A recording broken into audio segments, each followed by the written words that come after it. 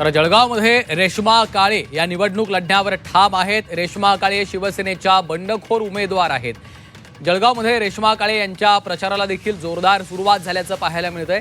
शिवसेनेच्या बंडखोर उमेदवार रेश्मा काळे या निवडणूक लढण्यावर ठामच असल्याचं चित्र आपल्याला पाहायला मिळतंय। त्या शिवसेनेच्या बंडखोर उमेदवार आहेत। जळगावमधून त्या निवडणूक लढवत आहेत आणि त्या आता निवडणूक लढवण्यावर ठाम असल्याचं चित्र आपल्याला पाहायला मिळतंय। एकीकडे नाशिकमध्ये आता गोकुळ गीते यांनी आपली तलवार मॅन केली असली तरी देखील आता जळगावमध्ये रेश्मा काळे या मात्र निवडणूक लढवण्यावर आपल्या निर्णयावर ठाम असल्याचं चित्र आपल्याला पाहायला मिळतंय।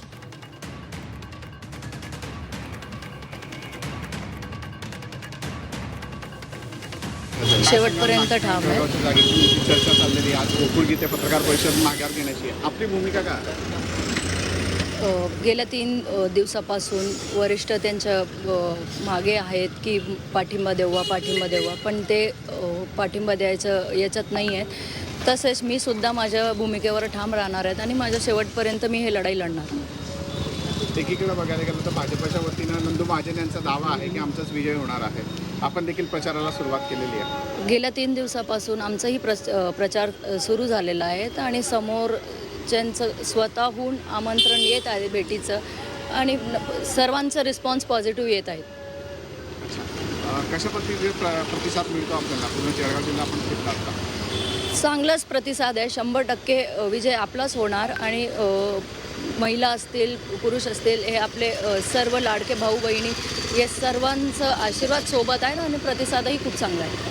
बंडखोर म्हणून बोलले जातात आहे। महायुतीच्या वतीनं आपण बंडखोर काढलेला आहे, जरी पण आपण निवडणुकीत आहे। भाजप एवढं दिग्गज नेते सोबत आहे। आधीपासून मी सांगितलं आहे की बंडखोर हा शब्द पहिले नाशिकमधून आलेला आहे आणि जर हे बंडखोरी असेल तर नक्कीच आम्ही बंडखोर आहेत आणि आम्ही शेवटपर्यंत या निर्णयावर ठाम राहणार आहेत। लढाई लढणारच आहे। साधारण जळगावला श्रीकांत शिंदे येऊन गेले होते, आपण देखील नाराजी व्यक्त होते, आपली त्यांनी गाठभेट घेतली नाही, जरी पण आपण प्रचाराला सुरुवात करतात। टाईम घेतलेला होता पण डॉक्टर साहेबांकडे वेळ भेटला नाही आणि चर्चा काही त्या विषयावर झाली नाही। पण नक्कीच बाळासाहेब ठाकरे असतील त्यांचा आशीर्वाद आमच्या पाठीशी आहे आणि राहणारच। नाराजी आहे म्हणजे वरिष्ठांकडून आपली? नाही, नाराजगी नाही सांगता येणार।